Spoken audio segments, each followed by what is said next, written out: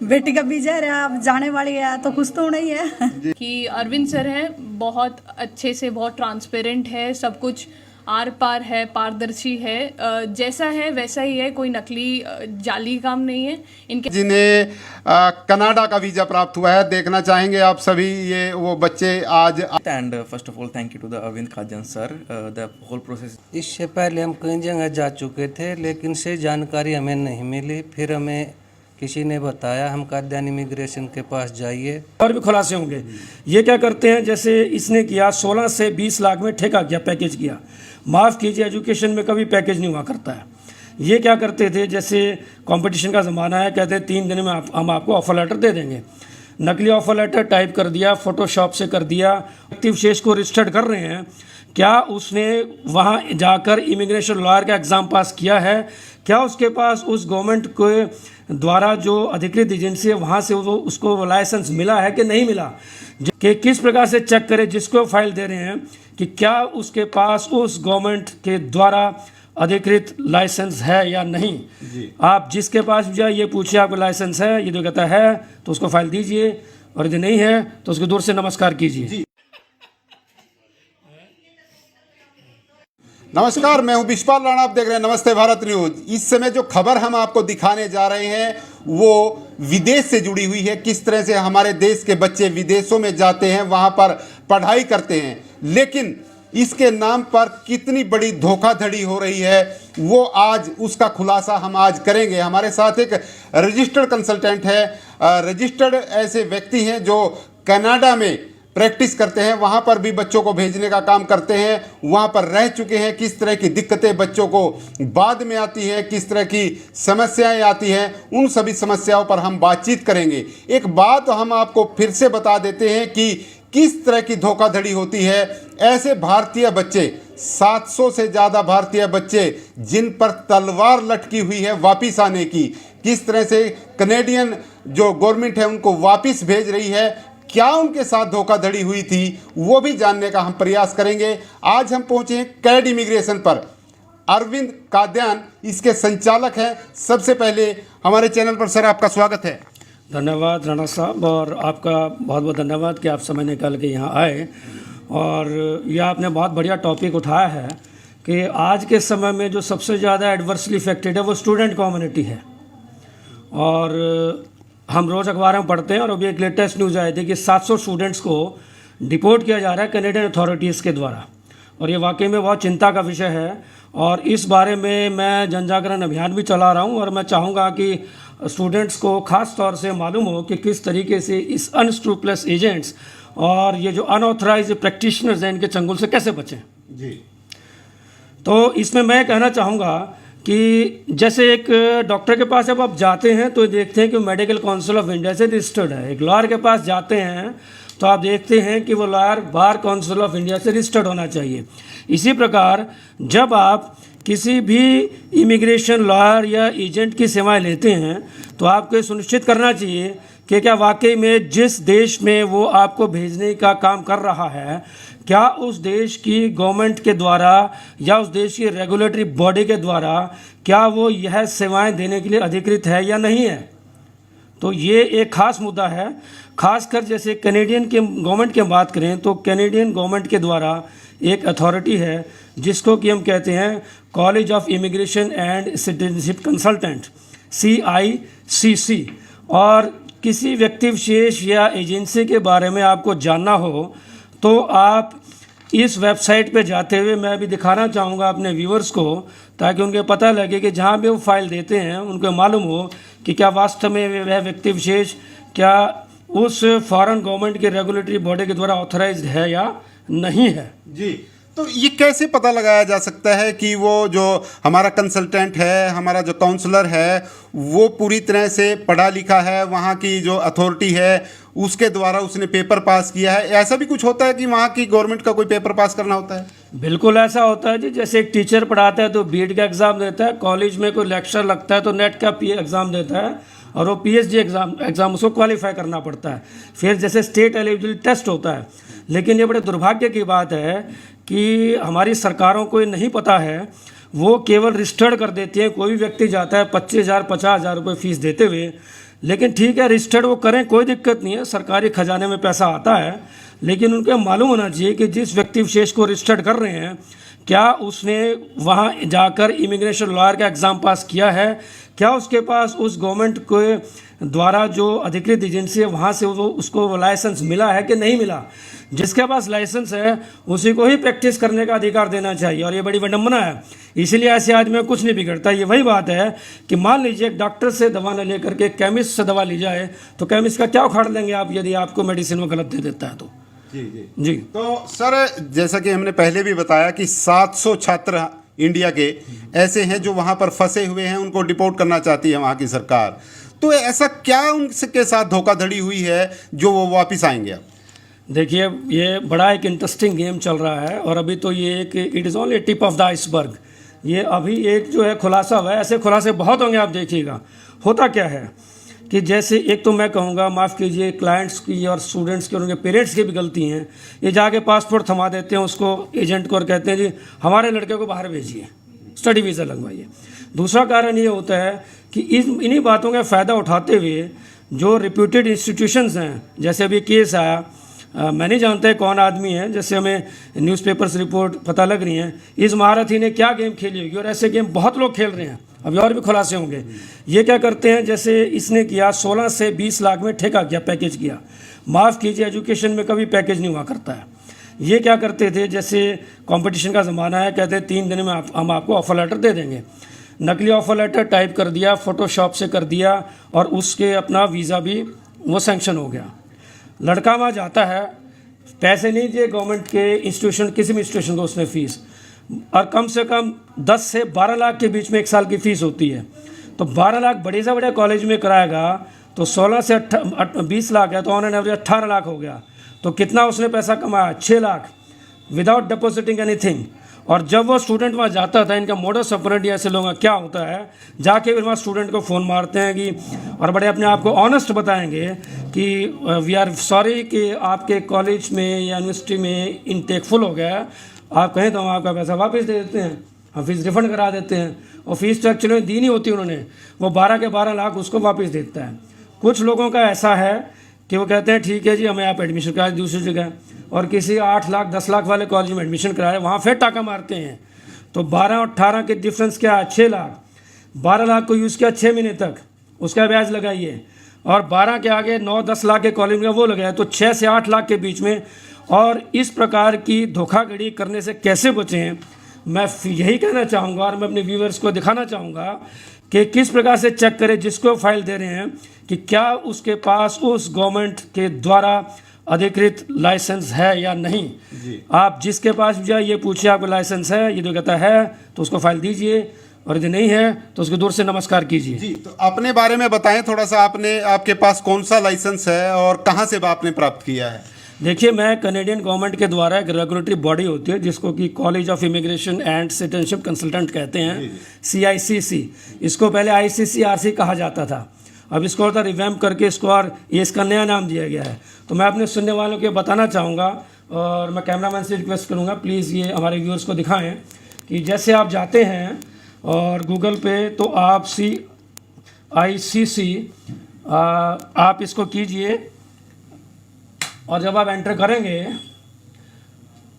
तो ये आता है welcome to the college of immigration and citizenship consultant. आप यहाँ आ सकते हैं प्लीज़, ताकि साफ आ जाए, एवरीबॉडी शुड नो। अब मैं यहाँ पे कर्सर जाके इसको क्लिक करूँगा, college of immigration and citizenship consultants. ठीक है, कहीं से भी आप बैठ के इसको देख सकते हैं। यहाँ है फाइंड एन इमिग्रेशन कंसल्टेंट, आप देख रहे हैं कर्सर मैं लेके जा रहा हूँ। मैं इस कर्सर को क्लिक करूँगा यहाँ पे, और मैं क्लिक करता हूँ तो पब्लिक रजिस्टर आ जाता है।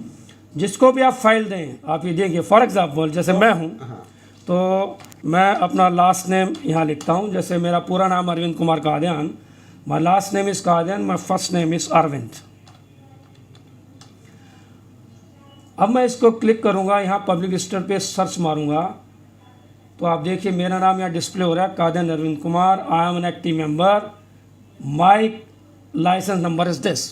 जी जी from government of Canada website. एक तो तरीका ये है। दूसरा तरीका ये है, कई बार मान लीजिए नाम पता नहीं होता है, तो दूसरा तरीका है, जैसे मेरी कंपनी का नाम है कैड इमिग्रेशन सर्विस, ये पहले आया हुआ है लिखा हुआ, क्योंकि मैं इसको देखता रहता हूँ। और जब मैं इसको कैड इमिग्रेशन सर्विस लिखूँगा और मैं यहाँ पे सर्च मारूँगा, तो सर्च मारते फिर वही आता है कैड इमिग्रेशन सर्विस में कौन सा रजिस्टर्ड लॉयर है, Kadar Ravindra Kumar active number this and this. यदि ये भी नहीं पता, तीसरा तरीका एक और है कि आप जिसके पास भी जो से पूछे आपका लाइसेंस नंबर क्या है, ठीक है, this is my licence number 522823, और मैं इसको सर्च करता हूँ तो इस पर फिर ये आता है, तो आप इसको चेक कर सकते हैं। और यहाँ पे आप कांटेक्ट करेंगे तो उस पर सारा उसका बायोडाटा आ जाता है। जिसको से फाइल दे तभी आप उससे से काम करें, अन्यथा उसके पास बिल्कुल मत जाइए। तो साथियों, आपने ये बहुत बड़ी जानकारी सुनी और समझी और देखी कि किस तरह से आप अपने कंसल्टेंट की जो जानकारी है वो आप ले सकते हैं अपनी, क्योंकि सबके पास इंटरनेट की सुविधा है, फ़ोन है, वो उसके नाम से, उसके कंपनी के नाम से, उसके रजिस्टर्ड जो उसका लाइसेंस नंबर है उससे वो जान सकता है कि उसका जो कंसल्टेंट है किस तरह से वो रजिस्टर्ड है या नहीं। हमारी अगली बात ये रहेगी कि बच्चे जिनका वीज़ा लग जाता है, वीज़ा लगने के बाद सबसे बड़ी समस्या उसको आती है सेटलमेंट की, वहाँ पर पीआर वो कैसे हो, तो इस बारे में भी क्या बताना चाहेंगे आप? बिल्कुल राणा साहब, और एक बात रह गई थी, मैं उसको कहना चाहूँगा कि जैसे आप लॉयर के पास जाते हैं तो वो आपसे एक वकालतनामा साइन कराता है एज ए पेटिशनर। ये यूज़ ऑफ रिप्रेजेंटेटिव फॉर्म है, मैं दिखाना चाहूँगा व्यूअर्स को। 5476 इसका नंबर है। किसी यदि आपने कनाडा जाना है तो ये इंसिस्ट कीजिए कि आप हमारे रिप्रेजेंटेटिव हैं, तो आप इस पर साइन कीजिए एज ए लॉयर। वो यहाँ पे क्या करेगा, यहाँ पे साइन करेगा। ये पेज नंबर 2 पे होता है। जैसे इसमें मैं लिखता हूँ कि I am representing this client, my biodata is this, my registration number is this. अब ये फ्रॉड क्यों होते हैं? क्योंकि ये 5476 पे वो एज ए लीगल लॉयर नहीं लिखते हैं। इसका मतलब वो एजेंट क्या कर रहा है, कोई रामलाल है, कोई श्यामलाल है, कोई भी स्टूडेंट XYZ, वो उसी के नाम से आईडी क्रिएट कर रहा है, उसी के नाम से GC की क्रिएट कर रहा है, उसी के नाम से फाइल लगा रहा है, उसके कहीं भी सिग्नेचर्स नहीं होते हैं। अब ये 700 स्टूडेंट्स इसका क्या उखाड़ लेंगे इस कंसल्टेंट का? ये कह देगा मैंने तो इनकी फ़ाइल लगाई ही नहीं है। तो ये हमेशा सुनिश्चित करें। और एक बात मैं और कहना चाहता हूँ, किसी भी रिप्रेजेंटेटिव के पास जाइए, स्टडी परमिट के नहीं जाइए, उनको मालूम नहीं होता है।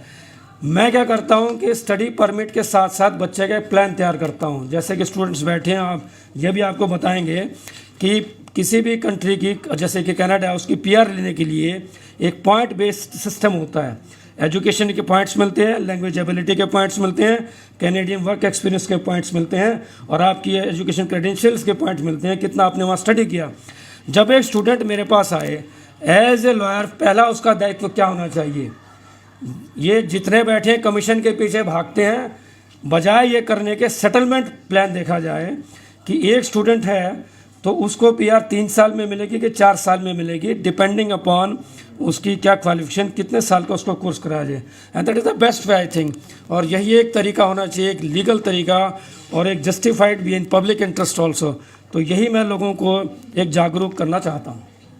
तो साथियों, आपने देखा कि किस तरह से जो लोग हैं, जो छात्र हैं, जो विदेश जाना चाहते हैं, वो सबसे पहले जागरूक रहें कि उनके साथ किस किस तरह की धोखाधड़ी हो सकती है। जिस व्यक्ति को वो अपना पासपोर्ट सौंपते हैं उसकी जानकारी वो पहले ले लें, क्योंकि उनके साथ विदेश में जाने के बाद बड़ी धोखाधड़ी हो सकती है और उन्हें वापस भी आना पड़ सकता है। तो सभी साथी इस खबर को जनहित में ज़्यादा से ज़्यादा शेयर करें। साथियों, आप सभी इस खबर को देखने के बाद दूसरों को भी बताएं कि किस तरह से आप इस तरह की धोखाधड़ी से बच सकते हैं। विशपाल राणा अपने सहयोगी हर्ष के साथ करनाल।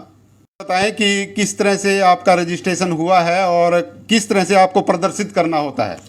देखिए, ऐसा है कि किसी भी कंट्री के इमिग्रेशन प्रैक्टिस के लिए वहाँ का एग्ज़ाम पास करना होता है। तो जैसे वहाँ 2 साल का एग्ज़ाम होता है, उसके बाद एक सर्टिफिकेशन भी एग्ज़ाम होता है और इंटर्नशिप भी होती है। उसके बाद हमें लाइसेंस मिलता है, और जो लाइसेंस मिलता है तो हमें सर्टिफिकेट मिलता है। मैं दिखाना चाहूँगा अपने व्यूअर्स को कि किसी भी कंसल्टेंट के पास जाएं, पहले उससे ये पूछें कि where is your licence certificate, are you authorise to practise this profession और नॉट। और लेकिन यहाँ कलाकार बहुत है, नकली भी छाप सकते हैं, जब जैसे लेटर ऑफ एक्सेप्टेंस नकली छाप सकते हैं। तो उसका बढ़िया तरीका क्या है, जो नंबर है go to the Canadian website, check it, और नहीं चेक करता तो मैं बिल्कुल स्पष्ट तरीके go to the police station, file FIR। यदि वो आपके साथ गलत करता है तो अभी 700 स्टूडेंट्स से क्या है, माफ़ करना, इनके पास डॉक्यूमेंट्स ही नहीं है, they can't even file an FIR। और यदि उसकी कारगुजारी उधेड़ते हैं तो सबसे पहले इन पे बात आएगी कि आपने ऐसे व्यक्ति को क्यों फाइल दी। जी, आज हम आपको बधाई भी देना चाहेंगे क्योंकि कुछ बच्चों के वीज़ा आए हैं, उनके लिए सबसे पहले आपको बधाई नमस्ते भारत न्यूज़ की तरफ से। और ये वो बच्चे हैं जिन्हें कनाडा का वीज़ा प्राप्त हुआ है। देखना चाहेंगे आप सभी, ये वो बच्चे आज आए हुए हैं, इनसे भी हम बातचीत करना चाहेंगे कि किस तरह से उन्होंने ये मेहनत की है और किसे इसे अपना श्रेय देना चाहेंगे।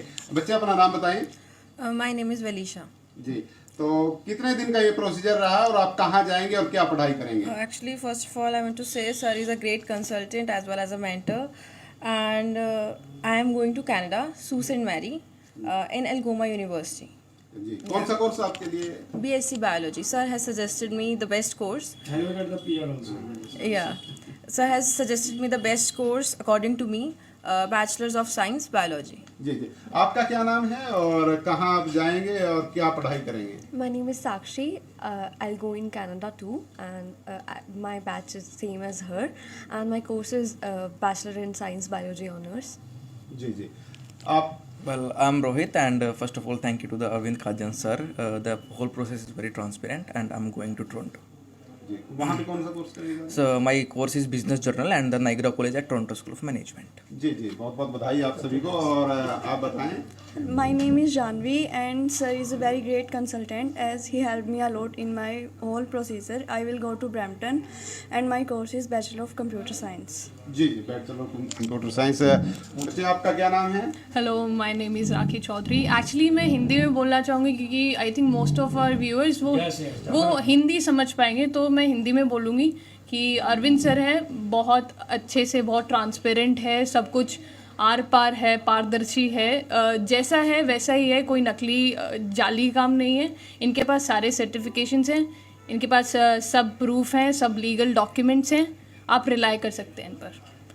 That's all, and I'll be going to Toronto, and my university is Yorkville University. मेरा कोर्स है BBA Project Management.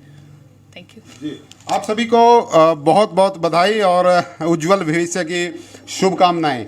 तो साथियों, आपने ये खबर देखी, हमें ज़रूर बताएं कमेंट के माध्यम से ये खबर आपको कैसी लगी, और हमने आपको ये भी बताया कि आप किस तरह से फ्रॉड से बच सकते हैं, धोखाधड़ी से बच सकते हैं।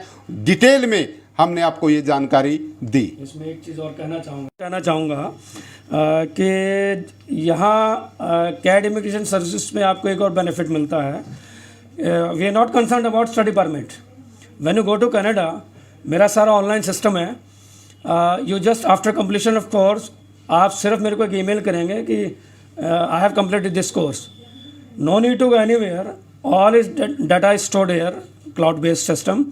यहीं से बैठे बैठे, चाहे मैं अमेरिका में हूँ, चाहे मेरा स्टाफ कनाडा में, you will get work permit at your residence, that's it. उसका नेक्स्ट स्टेप क्या होता है? PR। सो PR आप करेंगे, no need to go anywhere. At every stage I will offering my clients a huge discount, no need to go here and there to a new person. Got it? So after PR, next step, what will the next step? Citizenship. I am competent to file that application also. अब आप citizenship will get, after that what you will be doing? You will be getting married. Okay. So spousal visa also, okay. After that, you will be calling your wife, your spouse there. Spousal application I can file also, okay. And in the meantime, you will be inviting your parents also on visitor visa. So I'm competent to file that also. So at every stage, you get a huge discount, perfect settlement, proper settlement, not concerned only with the study permit. Thanks a lot. अपना office दिखाएंगे आप, किस तरह से office में आपके चहल पहल रहती है? हाँ बिल्कुल, क्यों नहीं, आइए प्लीज़। जी जी जी, प्लीज़ वेलकम, आइए। तो अभी हम ऑफिस का माहौल भी देखना चाहेंगे। स्टाफ है हमारा, very competent staff, and all are well qualified staff, were intelligent to tackle every kind of applications. जी जी जी, ये तो अभी खुशी का माहौल इस तरह से चल रहा है, आप देख सकते हैं तस्वीरों के माध्यम से कि मिठाई भी बांटी जा रही है क्योंकि खुशी है विदेश जाने की। हम भी जरूर खाना चाहेंगे। सभी बच्चों को शुभकामनाएं, उज्जवल भविष्य की शुभकामनाएं, और लीजिए आप भी खाएं। तो पेरेंट्स भी यहाँ पर आए हुए हैं, कितनी खुशी का माहौल यहाँ पर आप देख सकते हैं स्टूडेंट्स के साथ साथ। और कैड इमिग्रेशन आपके साथ है और आपको एक सही जानकारी देने के लिए, सटीक जानकारी देने के लिए, किस तरह से आप वहाँ पर पढ़ाई के साथ साथ वहाँ सेटलमेंट कर सकते हैं, किस तरह से आप वहाँ पर अपनी PR प्राप्त कर सकते हैं, ये सभी जानकारी वहाँ पर आपको मिल सकती है। आप सभी से गुजारिश है इस खबर को आप ज़रूर शेयर करें। वीज़ा लगा है, उनके पेरेंट्स भी यहाँ पर मौजूद हैं। कितनी खुशी आज उन्हें मिल रही है और किस तरह की गाइडेंस उन्हें मिली है, किस तरह का माहौल उन्हें मिला है, उसके बारे में थोड़ा सा बताएं। इससे पहले हम कई जगह जा चुके थे लेकिन से जानकारी हमें नहीं मिली। फिर हमें किसी ने बताया हम काद्यान इमिग्रेशन के पास जाइए। फिर हम काद्यान जिया के पास आए तो हमारे साथ बहुत अच्छा व्यवहार किया जी। और मैं सभी पेरेंट्स को ये कहना चाहता हूँ, कहीं धक्के खाने से बेटर है आप अपना पैसे का लॉस से बचिए और बच्चे की अपनी ज़िंदगी बनानी हो तो काद्यान इमिग्रेशन पर आइए और अपना वीज़ा लेकर जाइए। जी बहुत बहुत धन्यवाद। तो और भी पेरेंट्स हैं, आप क्या कहना चाहेंगे? बस सर खुशी हो अच्छी रही सलाह है। मिली आपको? हाँ जी हाँ जी, एज अ एजुकेशनिस्ट तो सर ने बहुत अच्छी सलाह दी हमें। ये मेरे प्रिंसिपल खुद रहे हैं, मैं इनकी स्टूडेंट रही हूँ, तो आगे इन्होंने मेरे को, मेरी बच्ची को भी सही गाइडेंस दी, अच्छे कोर्स में एडमिशन करवाया। तो BSc बायो करने जा रही है मेरी बेटी वहाँ पे, तो अच्छी जगह एडमिशन करवाया सर ने। तो शुभकामनाएं आपको। आप भी खुश नजर आ रहे हैं? हाँ जी बेटी का वीजा है, आप जाने वाली है तो खुश तो होना ही है। ये जो भी है बहुत हेल्पफुल नेचर रहा है। काद्यान सर का नेचर बहुत ही अच्छा था, हर तरीके की गाइडलाइन इन्होंने हमें दी। मैं तो यही कहूँगी सभी पेरेंट्स को, जो भी जिनके भी बच्चे जा रहे हैं, कि एक बार कैड में ज़रूर आके देखें, सर से ज़रूर मिल के देखें। इनका बहुत ही कोऑपरेटिव नेचर है, गाइडलाइन बहुत ही अच्छी है। Thank you.